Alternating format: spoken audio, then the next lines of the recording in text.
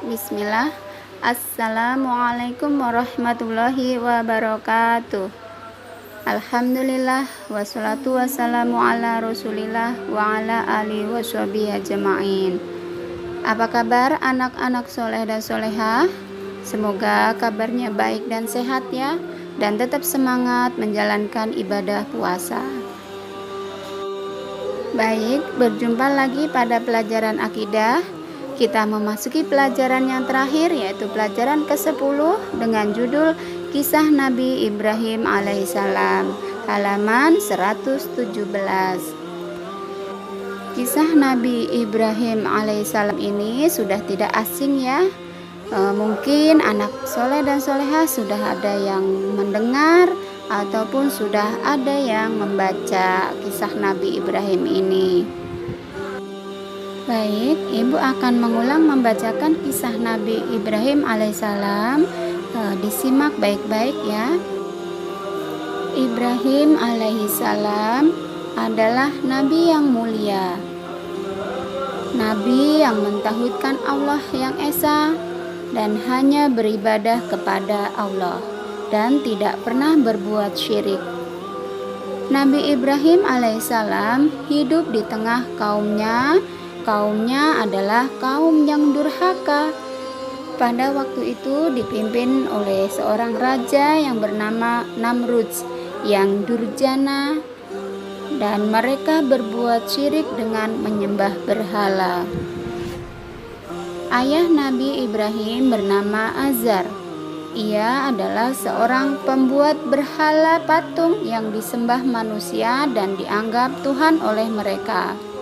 Nabi Ibrahim menasehati ayahnya agar tidak lagi menyembah berhala itu, karena berhala bukanlah Tuhan melainkan patung buatan manusia. Nabi Ibrahim juga mendakwahi kaumnya agar tidak menyembah bintang dan matahari atau berdoa kepada berhala-berhala, karena Allah akan murka pada mereka. Bintang dan bulan bukanlah Tuhan, keduanya menghilang saat pagi datang. Matahari juga bukan Tuhan, ia terbenam saat senja tiba. Berhala pun bukan Tuhan, ia tidak bisa memberikan kebaikan atau menimpakan keburukan. Nabi Ibrahim terus mendakwahi kaumnya dan bersabar menghadapi hinaan mereka. Suatu ketika Nabi Ibrahim berencana menghancurkan berhala yang ada, agar kaumnya segera sadar bahwa berhala tidak bisa melindungi mereka. Berhala-berhala pun dihancurkan oleh Nabi Ibrahim hingga berserakan di mana-mana. Akhirnya Raja Namrud murka kepada Nabi Ibrahim. Para tentara pun menangkap Nabi Ibrahim. Kemudian Raja Namrud menyiapkan kayu bakar yang ditumpuk hingga api berkobar. Akhirnya Nabi Ibrahim dilemparkan ke dalam api, namun ia tidak terbakar sama sekali. Itulah mukjizat Nabi Ibrahim alaihissalam. Allah menjadikan api yang panas terasa dingin dan menyelamatkannya sehingga tidak membakar dirinya. Kepada api itu Allah berfirman, "Hai api, dinginlah engkau dan selamatkanlah Ibrahim." Akhirnya Nabi Ibrahim pun selamat berkat pertolongan Allah. Alhamdulillah, Nabi Ibrahim alaihissalam dikaruniai oleh Allah 2 orang anak yang soleh, yaitu Ismail dan Ishak. Keduanya kelak menjadi nabi. Suatu ketika Nabi Ibrahim bermimpi mendapatkan perintah dari Allah agar menyembelih Ismail.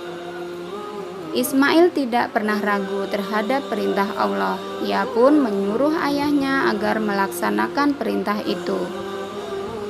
Akhirnya Nabi Ibrahim pun bersiap-siap.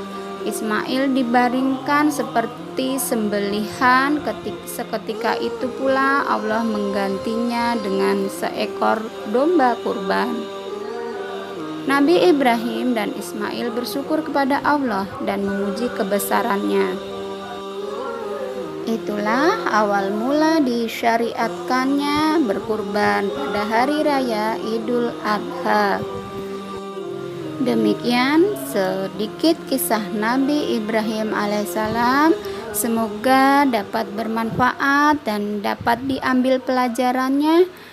Dan ibu akhiri, subhanakallahumma wa bihamdika asyhadu alla ilaha illa anta astaghfiruka wa atubu ilaik. Assalamualaikum warahmatullahi wabarakatuh.